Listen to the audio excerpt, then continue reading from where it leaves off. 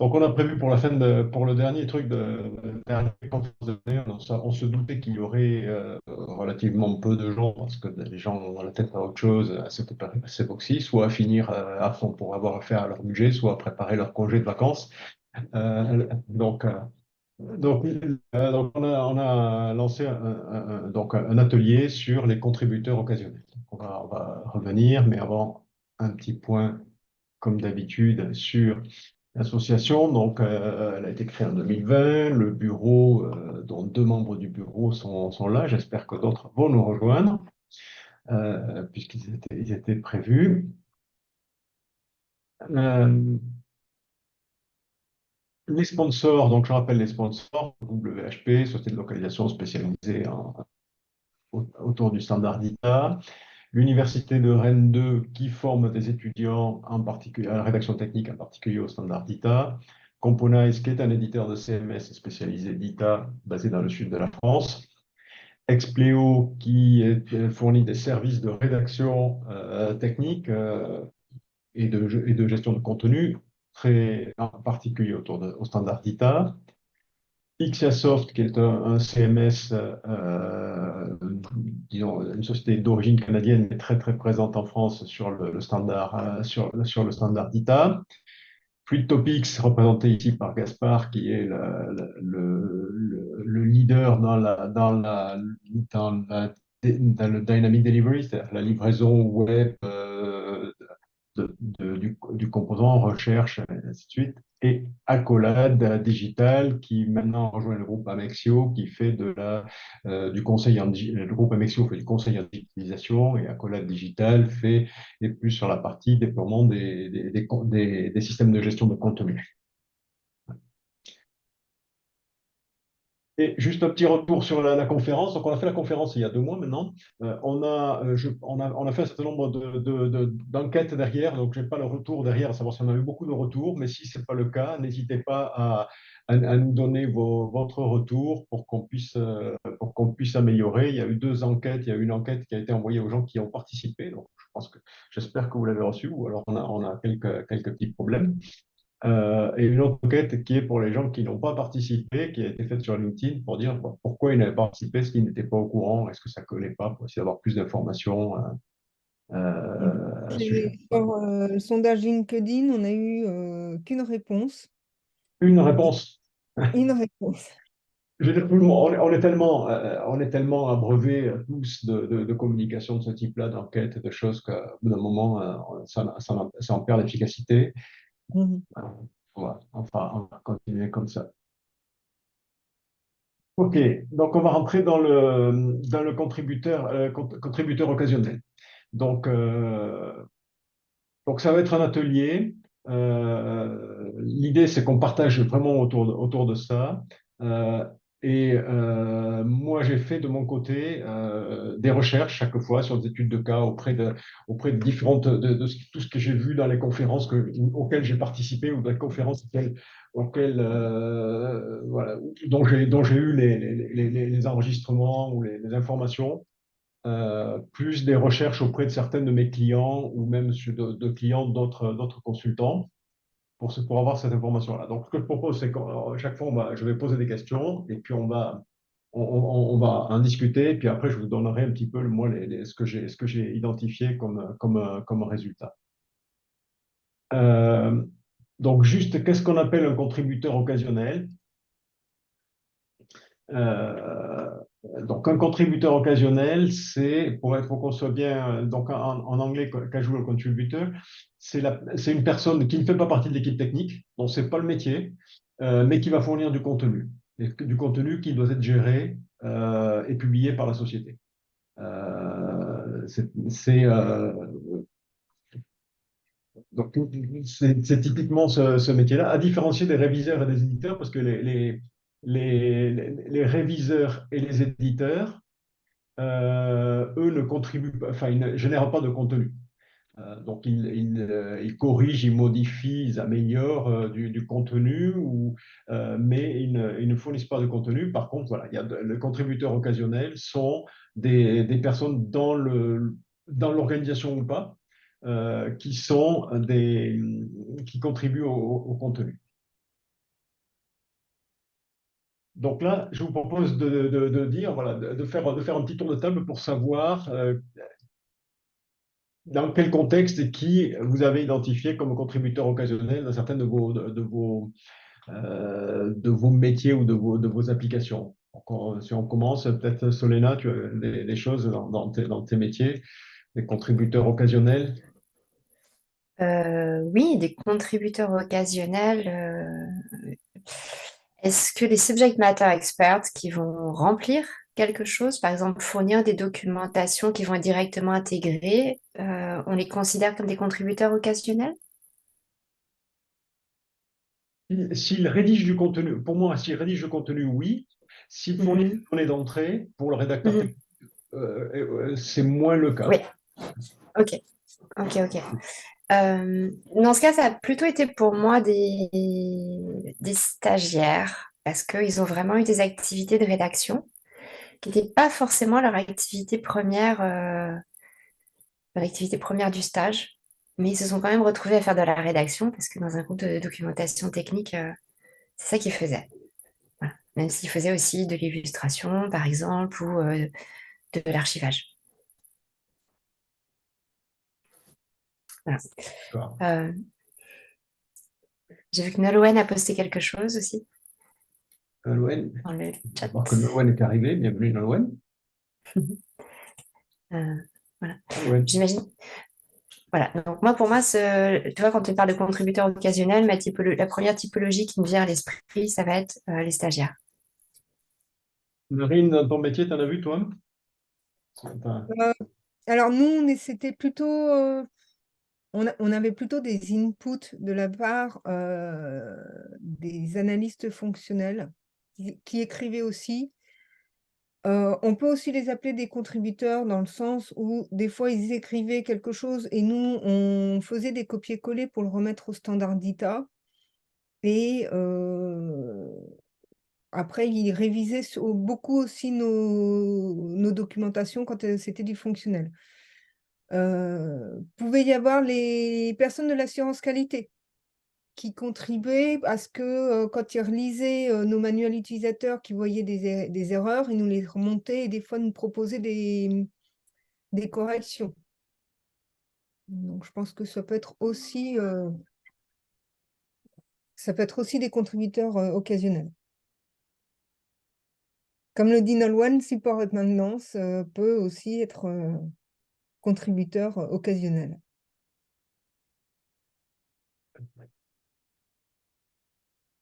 ok. Yves, tu as des cas, toi?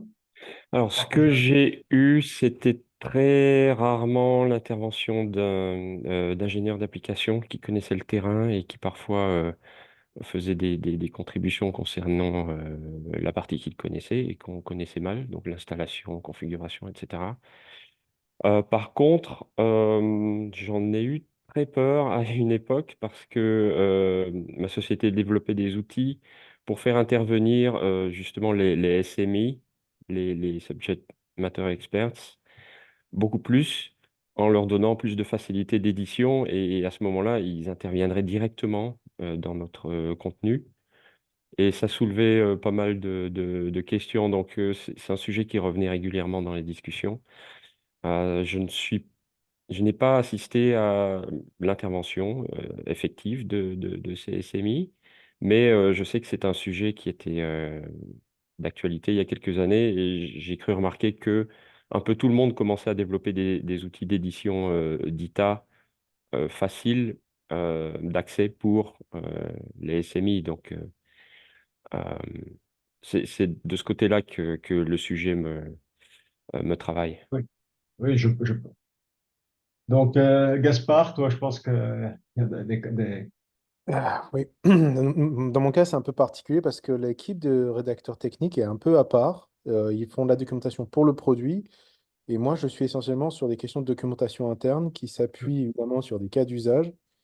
Et du coup, les collaborateurs, les contributeurs occasionnels sont les consultants fonctionnels, les chefs de projet, les consultants techniques. Et du coup, on a un workflow assez spécifique par rapport à ça pour les inciter, eux, à ne pas être arrêtés dans leur effort de contribution et en même temps d'essayer quand même de rendre conforme et le plus qualitatif possible cette doc qui est quand même à visée interne. Ouais.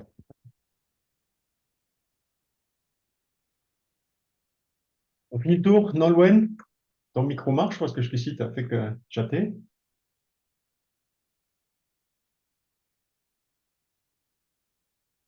Nolwenn.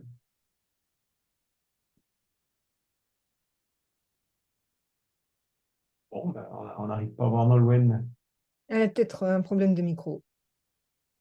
ou de présence même maintenant. Mm. OK. Ben, moi, je vais vous citer un certain nombre de choses que j'ai vues ou que j'ai chez un certain nombre de clients.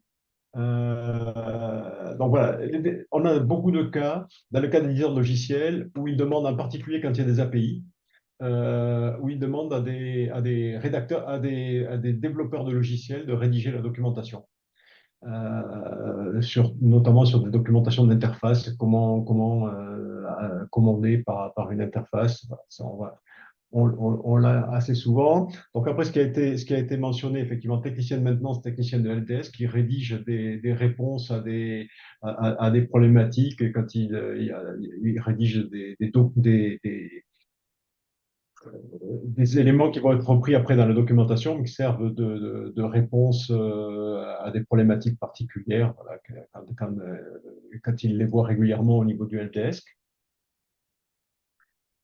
Il y a des cas de sociétés, des gens qui agrègent des documentations de sociétés tierces. Alors j'ai deux exemples en tête. Un exemple qui est un gros ingénieriste dans la partie de centrale nucléaire, par exemple, qui reçoit des documentations qui arrivent des gens qui font le système SCADA, des gens qui font voilà, quand il faut une usine, ils rédigent relativement peu de contenu, mais ils régénèrent du contenu à partir du contenu qu'ils agrègent de différents fournisseurs. Qui arrivent d'un peu de toutes les sources et tous les standards. On a des cas d'experts ou de scientifiques. Alors là, j'ai plusieurs cas, des gens dans le contenu, des sociétés dans le métier de gérer du contenu. Alors j'ai trois cas particuliers. Comme on est un petit comité, je pourrais les citer encore qu'on est enregistré, mais il y en a un qui est un éditeur de documentation dans le domaine médical.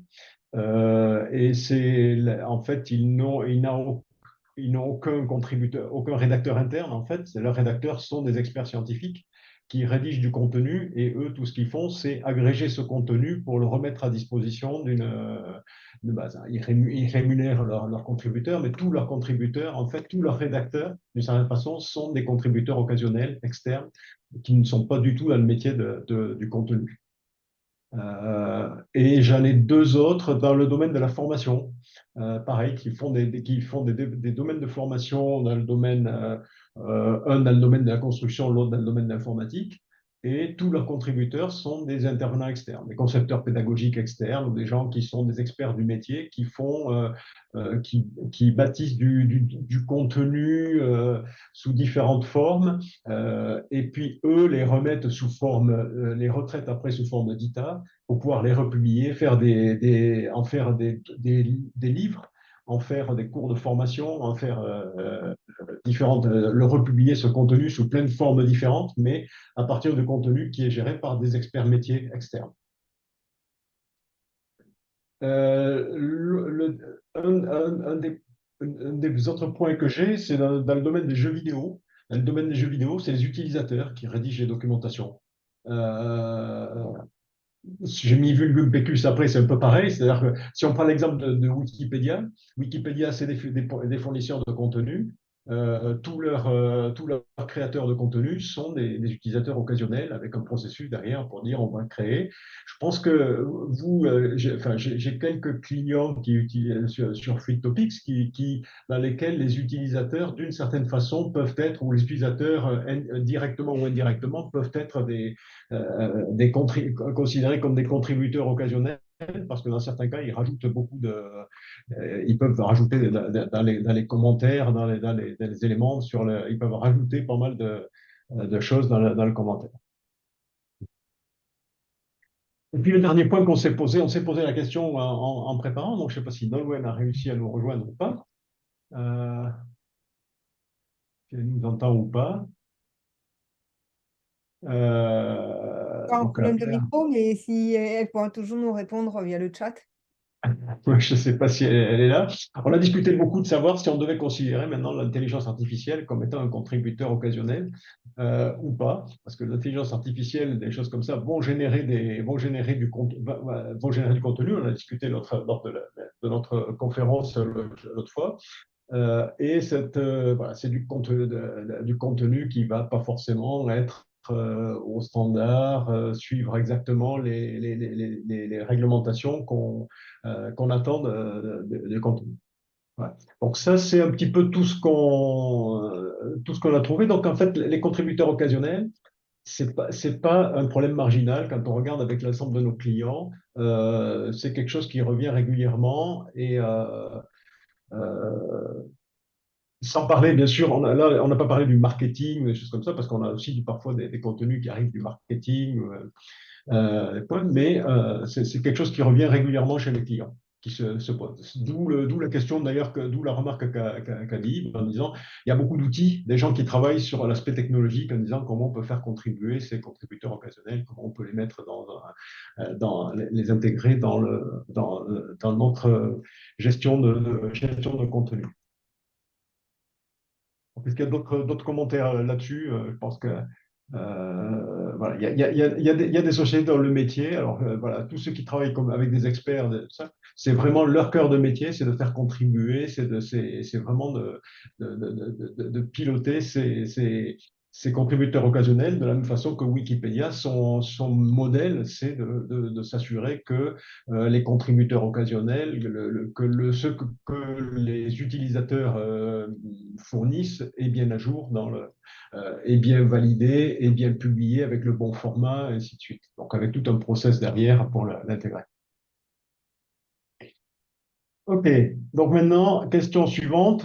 Quels sont les problèmes que pose leur contribution que pose la contribution des utilisateurs occasionnels? Donc Yves, tu avais abordé un petit peu le sujet quand tu disais les SME, là, les sujets sur les SME. Oui, oui, en fait, on se préoccupait surtout du respect du style guide, parce que même si les gens ont une orthographe et une simplicité d'écriture exemplaire, etc., il y a toujours des règles dans le guide de style qui sont des choix, qui ne sont pas la seule solution ou même la meilleure, mais simplement ce qu'on a choisi de faire, et donc ça doit être cohérent tout au long enfin, dans tout le contenu. Et on cherchait un moyen de s'assurer que les gens suivent le guide de style. C'était notre principale préoccupation. Et le respect de l'architecture ou disons, Oui, parce qu'il y a des choix. Enfin, on peut le retrouver dans le guide de style aussi, l'architecture, savoir comment on va c'est vrai l'utiliser. que il y avait ça. Mais quand on a un contenu très très complexe et chargé, on essaye de faire en sorte que les gens ne puissent accéder que à la partie qui est pertinente. Et c'est vrai que oui, effectivement, on ne veut pas que une personne extérieure se mette à changer l'architecture, la structure et la navigation parce que c'est souvent des choses qui ont été euh, euh, élaborées au fil du temps avec beaucoup d'essais-erreurs et qui ont été très travaillées. Oui.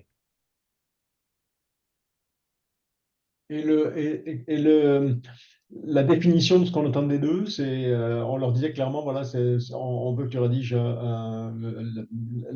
l'utilisation de cette fonction-là ou Alors, quand c'était les ingénieurs d'application, donc les gens de terrain, ça venait d'eux, le besoin venait d'eux, donc ils considéraient que quelque chose manquait à la documentation et ils l'ajoutaient eux-mêmes et ils connaissaient suffisamment le système pour le faire sans devoir chercher les fonctionnalités, etc.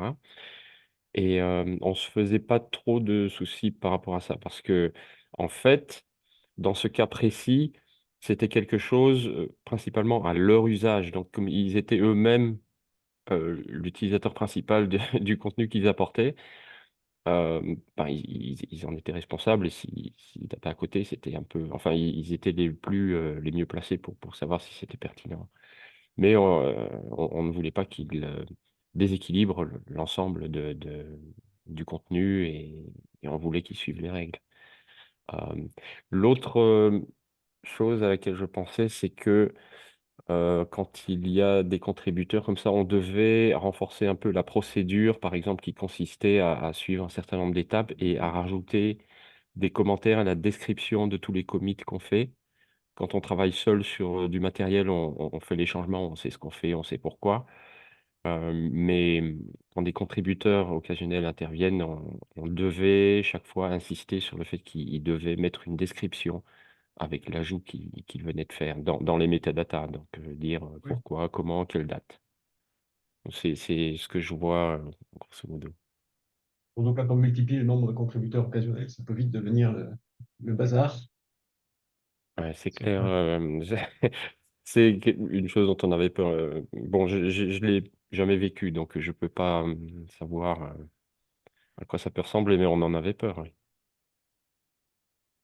Il y a Si. d'autres, Gaspard, est-ce qu'il y a d'autres problèmes, des choses Ouais. que... Je ne sais pas si vous en avez parlé, c'est Nolwenn. Je ne sais pas si vous en avez parlé, mais parfois les contributeurs, ils sont un peu à leur corps défendant, c'est-à-dire qu'ils ne sont pas sûrs qu'ils aient vraiment envie de faire de la rédaction technique ou de la communication. Et moi, c'est grosso modo, c'est le seul profil que j'ai trouvé. Mais j'ai discuté avec quelqu'un pendant que je faisais les workshops autour de la mise en place des outils de contribution pour les réviseurs et les contributeurs ponctuels, justement, avec Joe Goldner. Et on faisait ces workshops et quelqu'un a donné le témoignage du over-enthusiast, le sur-enthousiaste du truc et qui contribue trop et trop et mal. C'est-à-dire qu'il veut faire le job tout en faisant pas le job sans s'aligner. Alors, est-ce que vous en avez déjà parlé? Je ne sais pas, j'ai dû m'absenter un petit instant, je m'en excuse. Mais ça, c'était un profil en tout cas qui était intéressant. Alors, les problèmes derrière, c'est les mêmes que ce qu'on a vu précédemment au niveau de la qualité, au niveau d'un alignement des besoins et puis de ce qu'on a des attendus. Mais j'ai trouvé que effectivement celui qui est trop enthousiaste et qui fournit trop d'informations, au final, c'est aussi un problème, quoi. Oui, moi je l'ai constaté chez des éditeurs de logiciels. J'avais un client éditeur de logiciels où c'était les concepteurs qui rédigeaient. Et là, ils étaient trop dans du commercial. C'est-à-dire qu'ils voulaient trop expliquer comment ils avaient conçu, comme leur produit était génial, tous les trucs comme ça. Et donc, ils avaient une juste pour Ben donner un oui, exemple, regarde il y mon avait algorithme comme il est beau. voilà, il y avait une documentation d'utilisation de logiciels. Il faisait 200 000 mots. Alors, nous, à la localisation, on travaille en nombre de mots. Une fois rédigé ils ont dit, mais c'est trop complexe, il y a trop de choses. Ils ont demandé à un rédacteur technique de le faire et il l'a fait en 15 000 mots à la place des 200 000. Donc, il y avait le rédacteur était vraiment, il mettait beaucoup de choses de sa conception de trucs dans le logiciel, alors qu'il perdait de vue l'objectif de se dire comment utiliser le logiciel et comment résoudre les problèmes, les erreurs potentielles. Tout la tripaille interne, l'utilisateur, de certaine façon, s'en fiche, alors que le concepteur en était tellement fier il le mettait dans sa documentation. Donc ça, c'était... Ben oui, euh, ils confondent les spécifications et le besoin client, en fait, hein. Donc, la description de ce que la personne doit faire, l'utilisateur doit faire avec le produit. C'est un gros classique, ça. Mais ce n'est pas spécifique aux contributeurs, c'est spécifique aux rédacteurs techniques qui ne sont pas formés, plutôt, je dirais. oui. C'est Le ça, problème, c'est le genre de choses que j'ai toujours rencontré dans le logiciel et ça vient de partout. Le project manager, tous les développeurs, tout le monde.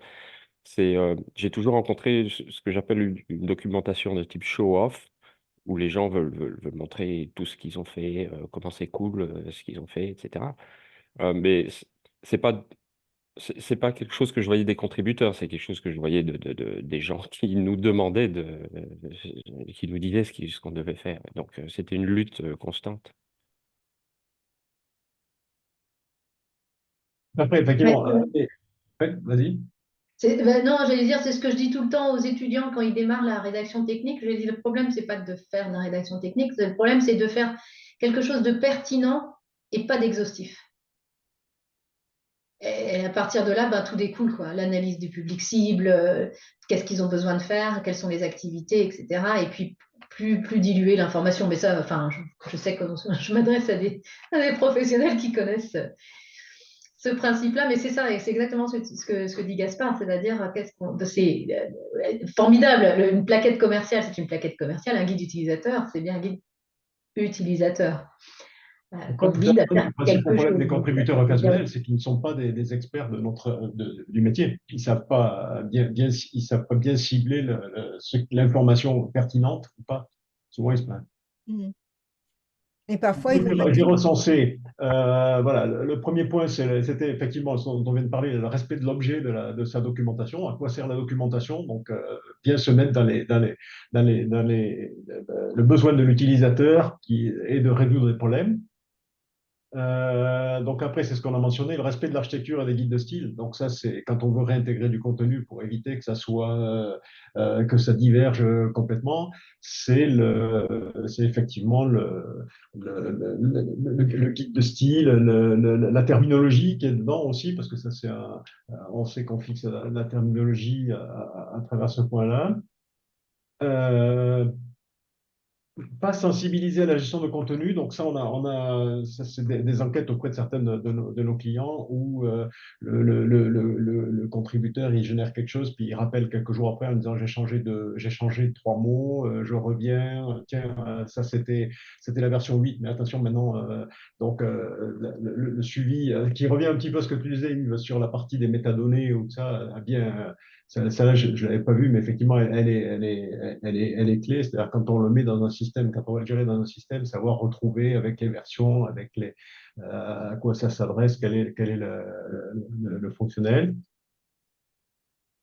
Le point suivant, c'est la connaissance du standard d'ITA. C'est-à-dire quand on veut travailler au standard d'ITA, je crois que toutes les sociétés, je ne crois pas qu'il y ait une société qui ait réussi à dire mes contributeurs occasionnels, je vais leur apprendre à travailler en DITA. J'en connais qui ont essayé, mais ils ont eu des problèmes. Donc, c'est point. Il y en a, alors après, il y en a voilà, il y a des connaissances d'outils. On met en place des outils aussi pour rédiger. Donc là, il y a des problèmes de connaissance d'outils. Il peut y avoir des problèmes de coûts liés aux outils aussi, parce que parfois, quand il y a des licences, si on se retrouve avec beaucoup d'utilisateurs d'outils, on peut avoir des coûts importants sur ces outils-là qui peuvent faire réfléchir qui peuvent influer sur la mise en place le process qu'on met en place et tout ça. Donc, il y a aussi alors j'ai d'autres clients qui, eux, ont des problèmes de linguistique. Les contributeurs occasionnels, ils ont une autre problématique qui se pose, c'est qu'ils ont des contributeurs dans toutes les langues. Donc, ils ont à gérer des contributeurs occasionnels dans toutes les langues, ou voire qui écrivent dans de l'anglais qui n'est pas leur langue maternelle et sur lesquels ça pose beaucoup de problèmes aussi de qualité de l'anglais. Bah, maintenant, avec les outils d'intelligence artificielle, on peut avoir des outils qui peuvent régler ce genre de problème. On prend la contribution, puis on la réécrit dans un anglais qui est plus Oui, correct. c'est ça. Je pense que quand on va discuter après un petit peu quelles sont les solutions qu'il y a à faire. Effectivement, l'intelligence artificielle doit pouvoir apporter un certain nombre de solutions quand on rentre sur des process un peu assez standards. Donc ça, c'était les points qui se posaient. Donc après, quelles sont les options? Alors souvent, les options qui ont été mises en œuvre, ou auxquelles vous pourriez penser ou vous avez pensé pour gérer ces contenus. Euh, donc, Yves, toi, tu disais donc c'était un éditeur, des éditeurs d'ITA simplifiés. Bah, les éditeurs simplifiés, ce qui donnait du pouvoir aux contributeurs, maintenant, ça permet pas forcément de... Sauf si on intègre des outils à l'intérieur de ces éditeurs spécifiques, ça ne nous permet pas de les gérer. Et là, au fil de la discussion, je suis en train de me rendre compte que Nous, on voit la différence qu'il y aurait entre un contributeur et un rédacteur technique professionnel, mais les gens qui nous entourent peut-être ne voient pas la différence et considèrent qu'à partir du moment où une personne est experte sur un sujet, forcément la contribution au contenu sera pertinente et acceptable. Ouais, c'est-à-dire, ils ne voient pas notre métier spécifique. Et du coup, on est un peu obligé de chipoter pour trouver des solutions nous-mêmes de notre côté, alors que notre management ne voit pas la nécessité de filtrer. Mais pour moi, il y a des moyens à mettre en œuvre, c'est vraiment à l'entrée, au moment où les gens font leur contribution pour gérer tout ça. J'ai assisté à une sorte de webinaire de Madcap il y a quelques jours où il faisait la liste des usages qu'on pouvait faire de l'intelligence artificielle. Et apparemment, ChatGPT permettait de mettre en place un filtrage basé sur des guides de style qui pouvaient être très, très utiles de ce point de vue-là. Et aussi par rapport à ce qu'on vient juste de dire, c'est un outil qui permet de réécrire les mêmes textes, mais avec un certain nombre de contraintes. Par exemple, on dit rendre le texte compréhensible pour un élève de tel niveau de classe. Et le système réécrivait le texte, mais de façon très, très simplifiée. Et du coup, j'ai jamais vu ça mis en œuvre parce que c'est tout nouveau, mais c'est une possibilité qui pourrait nous aider. Qui est assez nouvelle. Là, je suis un peu Oui, oui, dans l'exploration, là. oui, oui, non, non, je crois que c'est très juste.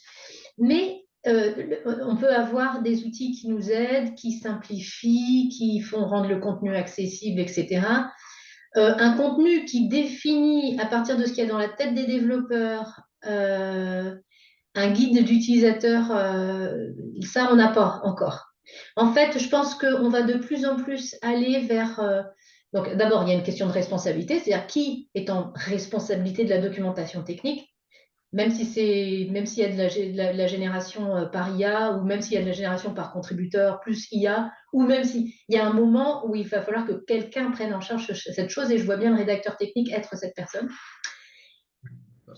pour assurer la cohérence partout sur la stratégie de contenu. Et puis, il y a la deuxième chose qui est intéressante, c'est-à-dire qu'effectivement, il y a le texte ou les images qui sont générées. N'empêche qu'il y a un moment où il va falloir définir ce qu'il y a effectivement dans le guide utilisateur, donc analyser le public cible et ce qu'il doit faire avec l'outil. Alors, dans une certaine mesure, j'imagine que c'est des scénarios qui peuvent être développés par ChatGPT, par exemple, mais la pertinence des scénarios qui sont créés comme ça, des activités, etc., je pense qu'il y aura de toute manière besoin d'une vérification et d'une validation humaine et d'un tri humain pour qu'il n'y ait pas justement trop de contenu ou enfin, une adaptation qui soit un peu plus juste sur la personnalisation des contenus, en tout cas. Oui, puis il y a un élément stratégique, c'est-à-dire un choix qu'on fait et qui dépend de nous, du management et de l'orientation, le ciblage de la société, le marketing. Ouais, tout à fait, tout à fait. Et donc la cohérence avec les objectifs business, plus alors, tout ça peut être en entrée dans une IA, mais il y a un moment de tout. Je vois pas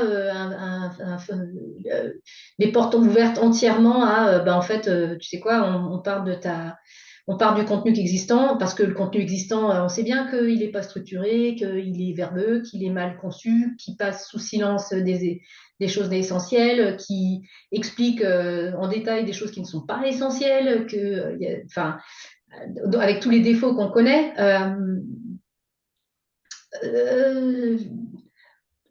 Certainement qu'il va y avoir des aides. À quel point le travail peut être fait en autonomie, je pense que ce n'est pas du tout le cas aujourd'hui, en tout cas ça c'est sûr.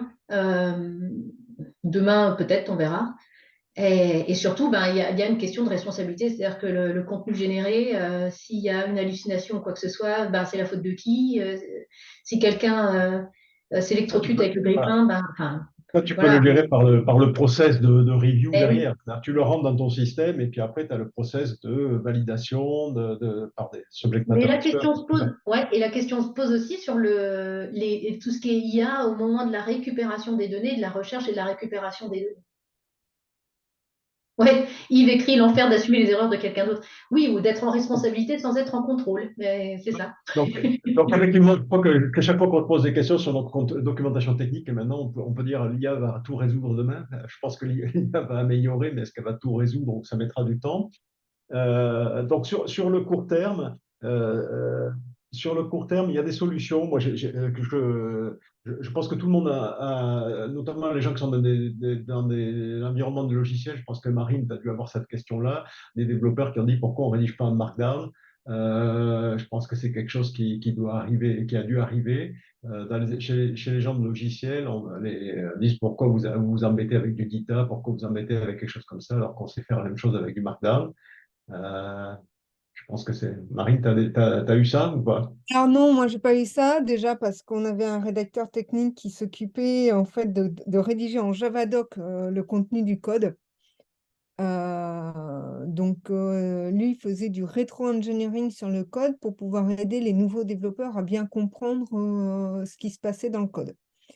On avait un wiki qui nous servait d'input principalement pour récupérer les informations des SME, surtout quand ils n'étaient pas accessibles et tout ça, qui étaient parfois très très techniques. Quand je devais en faire une synthèse fonctionnelle, des fois c'était très compliqué, je posais beaucoup de questions. Mais on ne nous a jamais imposé de passer en Markdown ou quoi que ce soit. Enfin, moi, je vois dans mon métier, j'ai beaucoup de clients dans le domaine des éditeurs de logiciels, des startups, des gens, des sociétés non matures et qui n'ont pas forcément, c'est ce que tu disais tout à fait au début, Yves, où ils ne sont pas conscients de la valeur d'un rédacteur technique ou de la spécificité d'un métier de rédacteur technique et où ils partent souvent en rédaction en Markdown ou ASCII-Doc. Et puis après, donc, ils sont habitués à ce point-là, avec l'avantage du Markdown et ASCII-Doc, où il n'y a pas d'outils particuliers, souvent même leurs outils de développement logiciel permettent de gérer, ont des éditeurs qui permettent de faire du Markdown, de l'ASCII-Doc directement. Donc, on retrouve souvent ce point-là. Donc après, on retrouve du Word, beaucoup de Word, des gens qui travaillent qui disent, moi, je veux travailler avec Word, je ne connais que ça, ou c'est l'outil qui est connu par tout le monde à l'externe. Donc après, on se retrouve avec du contenu Word, donc des multiformats. Donc on a ça quand même assez souvent. Donc, si je reprends un petit peu moi ce que j'ai vu, donc des gens qui font cohabiter différents formats, donc même voilà, qui génèrent parfois du HTML, du Word, du PDF. Je pense que c'est topic doit être bien placé pour le savoir qu'il doit y avoir beaucoup de formats de types différents qui sont gérés par les clients. Et donc, on voit en particulier dans le domaine logiciel, comme je disais, Markdown et ASCII-Doc, qui sont des choses qu'on voit assez souvent. Euh, donc après, on a des clients qui convertissent du contenu. Donc ceux dont je parlais, qui font contribuer, par exemple, dans le domaine scientifique, leur, euh, leur, euh, leurs scientifiques et qui contribuent en Word. Et donc après, ils convertissent plus ou moins automatiquement en data, mais avec un data très très pauvre. Aucune métadonnée, du texte carrément avec des paragraphes très, très pauvres, à tel point ils ont par exemple, ils passent après manuellement pour aller rattacher, comme ils gèrent des molécules, par exemple. Donc, chaque fois qu'ils font référence à une molécule pour renvoyer sur le glossaire, tout ça, c'est traité manuellement après quelqu'un qui va reprendre tout le contenu pour regérer les liens avec le glossaire et tout ce point-là. C'est assez compliqué de ce côté-là. Ils pensent passer à une étape plus automatique. Ils sont en train d'imaginer effectivement que l'IA pourrait les aider à faire cette migration, cette intégration dans le contenu. Mais là, ils convertissent le contenu. C'est-à-dire que le contenu des contributeurs, il ne va pas directement dans la base. Hein.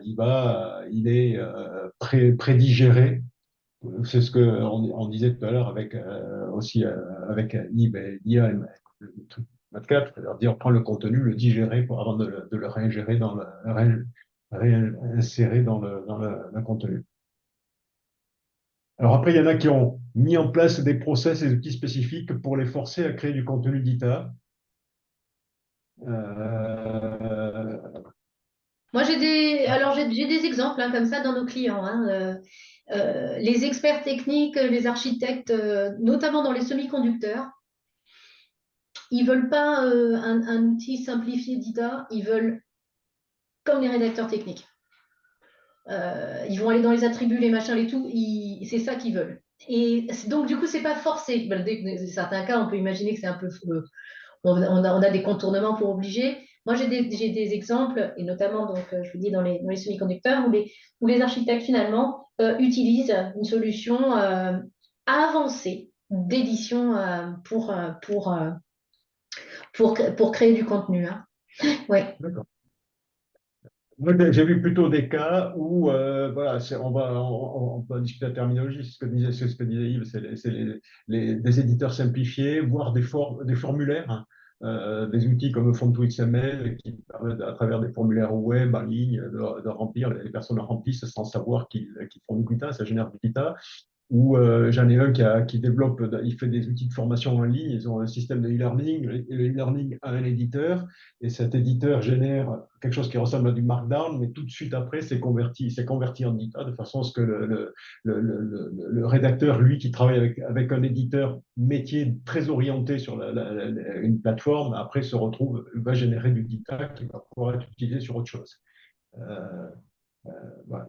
Où il y avait un outil, je ne sais pas si on peut en parler peut-être un peu plus. Il y avait un outil qui existait qui s'appelait Simply XML. Je ne sais pas s'il existe toujours dans le web. Tu as des nouvelles de cet outil-là Non, j'ai pas de nouvelles, mais j'imagine que oui, oui, je vois pas pourquoi.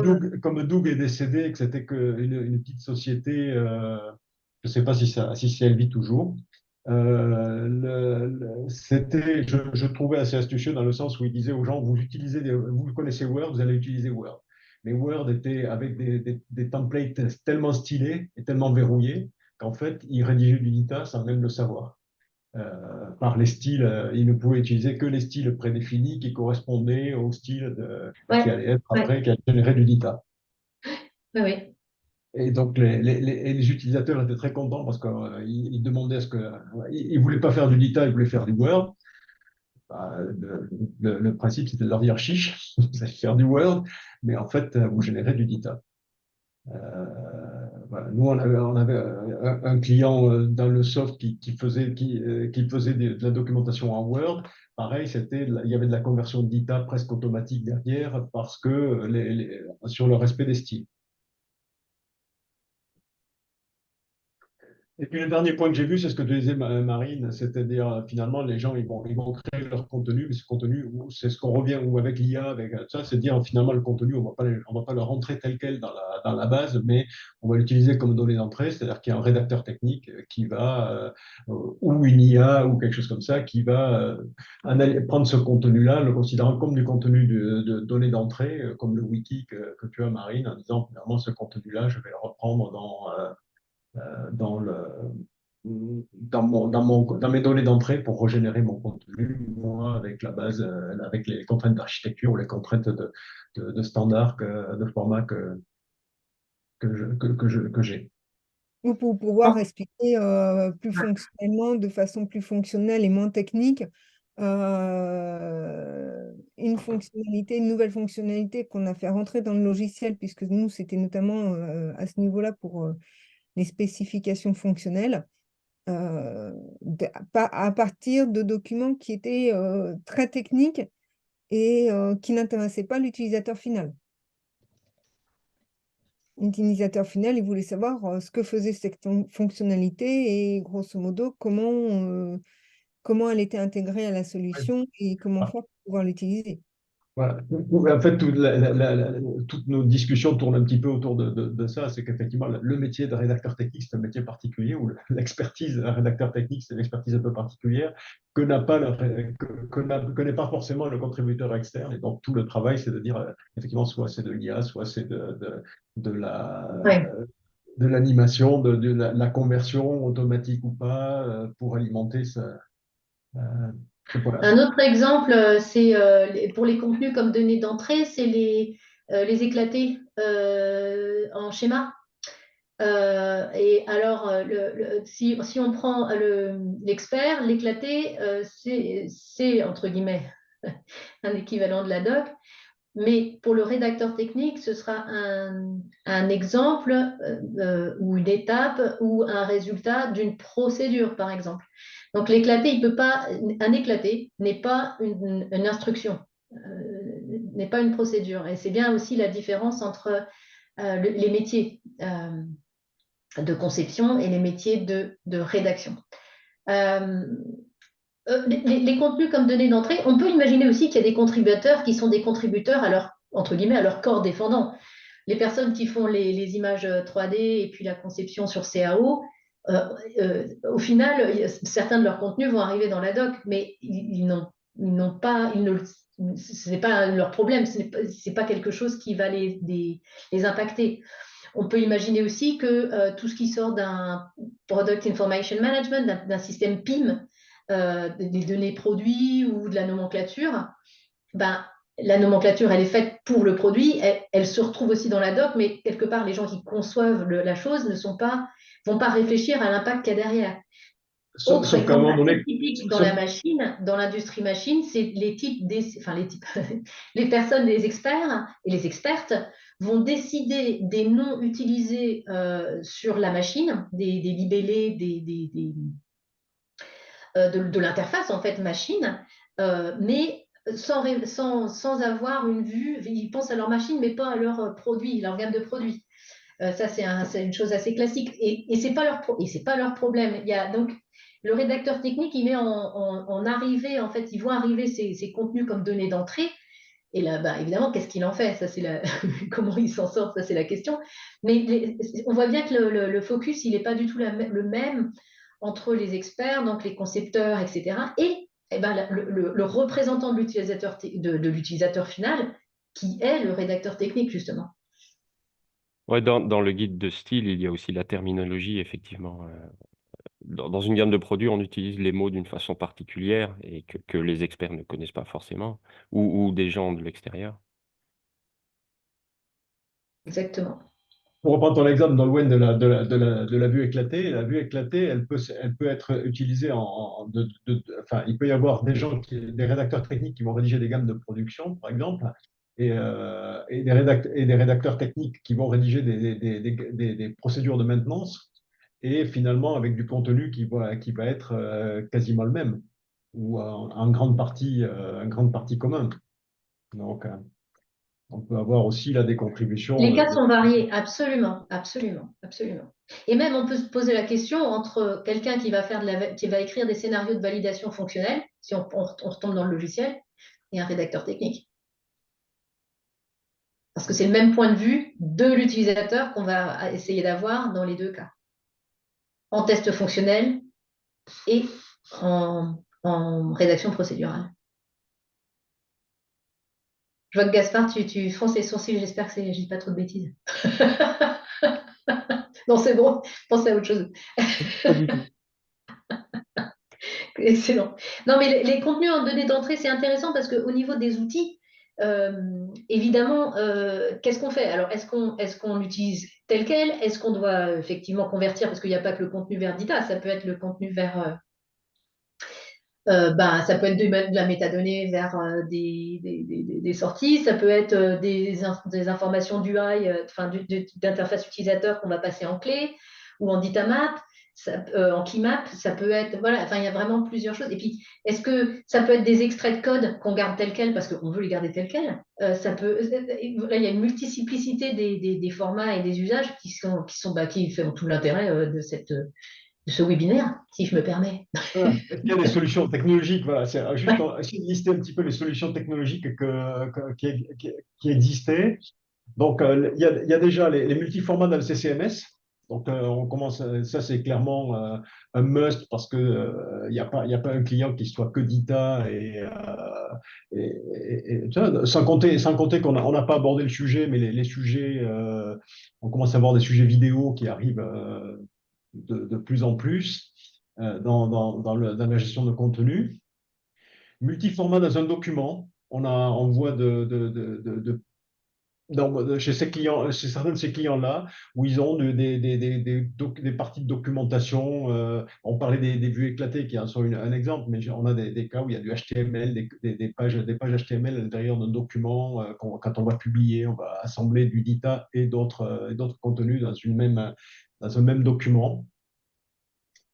Donc après des formulaires très cadrés, donc on voit des clients qui ont mis en place des pages web dans lesquelles les gens rentrent rentrent un certain nombre d'informations pour cadrer l'entrée par le contributeur occasionnel. Donc là, avec des solutions, ben, je connais relativement peu parce que je ne l'ai pas vu tellement. C'est des Fontoo XML, c'était un petit peu leur métier, c'est-à-dire on définit des pages, on configure des pages web en fonction de l'architecture, on laisse travailler les gens dans un formulaire qui génère derrière des topics d'ITA. Et Word Stylé, dont on a parlé, la Simply XML, voire des outils allégés, outils en ligne. Je crois que maintenant, ça devient un standard. Donc, WebAuthor d'Oxygen, AlphaBridge, XSoft maintenant, si je ne m'abuse. Voilà, des outils comme ça. De l'intelligence artificielle, certainement, je ne vais pas mentionner là, mais on pourrait le mettre un peu partout. Je pense que l'intelligence artificielle, tout le monde travaille sur la conversion, l'amélioration de contenu, voir machine, sans parler jusqu'à la ChatGPT générative, mais déjà avec du machine learning, des outils on parlait tout à l'heure, Yves, de mettre des métadonnées, enrichir les métadonnées avec du machine learning ou des choses comme ça, c'est certainement des choses qui vont certainement qui peuvent certainement améliorer beaucoup le- la gestion. Ben, sachant qu'on a là quand même les outils de solution pour les contributeurs ici. Et puis derrière, parce que en fait, la question, c'est un peu comme l'image des voix qu'on a pour le webinaire. C'est-à-dire que est-ce que il faut absolument que tout, alors on aurait pu mettre une cascade aussi, mais l'idée c'est est-ce qu'on veut absolument que tous les contenus soient liés ensemble? A priori, quand on parle de stratégie de contenu unifié, etc., c'est plutôt oui la réponse. Mais où ça se passe? Parce que ça peut se passer en sortie, ça peut se passer en entrée. Alors en entrée, par exemple, tout ce qui rentre tout passe par un CCMS et tout est transformé en data compliant ou dans le format qui va bien pour être ingéré, parce que c'est peut-être juste un tuyau, on passe au travers, mais tout passe par là. Mais ça peut être aussi, et c'est la solution aussi de Fluid Topics, je parle sous contrôle, où en fait, on va laisser, il y a toujours des gens qui sont à part dans une entreprise et qui ont leurs propres outils et donc, eux, ils vont publier directement. Ou tout simplement, on est dans le cas où c'est un projet et on va division par division, il y a de l'adoption de data, etc. Donc, il y a un moment, il y a du multiformat. Et donc, ça peut se passer aussi, non pas en entrée, et donc non pas en sortie, mais plus dans la consommation, c'est-à-dire sur un portail de diffusion documentaire, sur le portail de diffusion des contenus, on a bien un portail qui va multiplier le stockage des formats et permettre une exploitation de PDF, c'est plus des de canaux contenu parallèles. manuel, etc. Je pense pas qu'on est à ce niveau-là des contributeurs occasionnels. C'est-à-dire qu'on a des contributeurs réguliers, mais avec différents canaux. Parce que quand une documentation, quand une société va dire je mets ce PDF dans ma base de documentaire pour mes clients, il est passé par un canal de contrôle. C'est pas, tu vois ce que je veux dire? C'est pas tout. C'est pas le contributeur occasionnel, c'est différentes chaînes de génération de contenu. Plus que le Oui, donc contributeur. l'une des solutions technologiques, c'est de laisser le contributeur utiliser ce qu'il utilise. Oui, et Et Puis de soit on fait un tuyau mais de en le, disant, et le de le tuyau passe par piloter, le parce que de toute CCMS, façon, tu ne vas pas soit le laisser tous tuyau, les il passe par contributeurs. PDP derrière. Tu vas pas Tu laisser vois? tous les contributeurs publier directement et dire, imagine une entreprise, j'imagine pas beaucoup d'entreprises qui vont dire Il y en n'importe a qui pas peut beaucoup, rédiger un document et le mais mettre j'en sur, connais.